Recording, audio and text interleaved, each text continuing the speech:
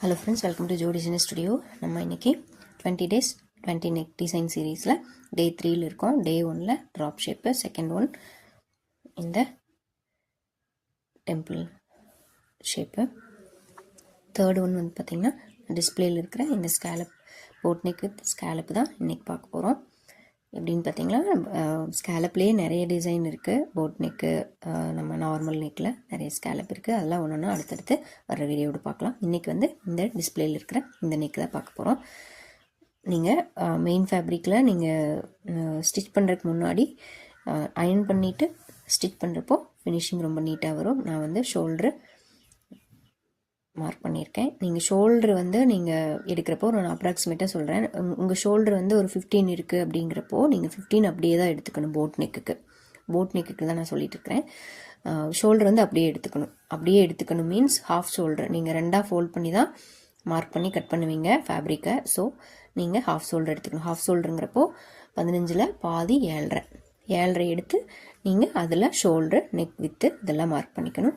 Boat நெக்குங்கிறப்போ உங்களுக்கு shoulder வந்து கம்மியாக தான் வரும், நெக் வித்து தான் உங்களுக்கு ஜாஸ்தியாக வரணும்.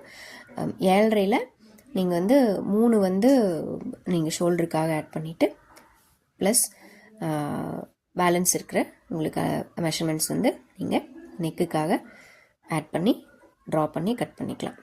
நான் இப்போ போட் நெக் ட்ரா பண்ணிவிட்டு கீழே வந்து 3/4 inch விட்டுட்டு கீழே ஒரு ஸ்ட்ரெயிட் லைன் போட்டு ஒரு பாக்ஸ் போட்டுக்கிறேன். நீங்கள் நெக் வித்து 4 எடுத்திருக்கீங்க அப்படிங்கிறப்போ அந்த 4க்கே நீங்கள் கீழே மார்க் பண்ணும்போது உங்களுக்கு நெக்கு கொஞ்சம் அகலமாக இருக்கிற மாதிரி இருக்கலாம். உள்ளே போட்டிருக்கிற இன்னர்ஸ் வந்து வெளியில் தெரிகிற மாதிரி உங்களுக்கு ஃபீல் ஆகுது அப்படின்னா நீங்கள் 4 எடுக்காமல் அதில் குறைச்சி 3, 3.5 அந்த மாதிரி எடுத்து நீங்கள் பாக்ஸ் போட்டு ட்ரா பண்ணி கட் பண்ணிக்கலாம்.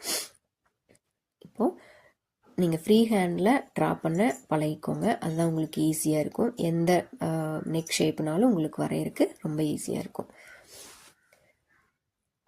நான் வந்து மார்க் பண்ணிவிட்டு 1/2 inch உள்ள தள்ளி மார்க் பண்ணிவிட்டு நான் ஸ்கேலப் வந்து ட்ரா பண்ணி எடுத்துகிட்டு கட் பண்ணி எடுத்துக்கோங்க. போட் நெக்கில் ஷோல்டர் ஸ்லோப் வந்து கண்டிப்பாக எடுத்தாகணும். அப்போ தான் ஷோல்டர் கரெக்டாக உட்காரும். ஷோல்டரில்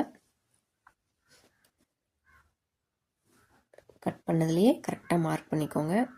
நீங்கள் மார்க்கிங் கரெக்டாக பண்ணுறப்ப தான் கட்டிங்கும் கரெக்டாக வரும், ஸ்டிச்சிங்கும் ஃபினிஷிங்கும் நீட்டாக வரும். அந்த மாதிரி நீங்கள் ஸ்டார்டிங்லேயே பழகிக்கோங்க. பிகினர்ஸ் உங்களுக்கு என்ன டவுட்னாலும் நீங்கள் கேட்கலாம். முடிஞ்ச அளவுக்கு நான் உங்களுக்கு கிளியர் பண்ணுறேன். Thank you friends.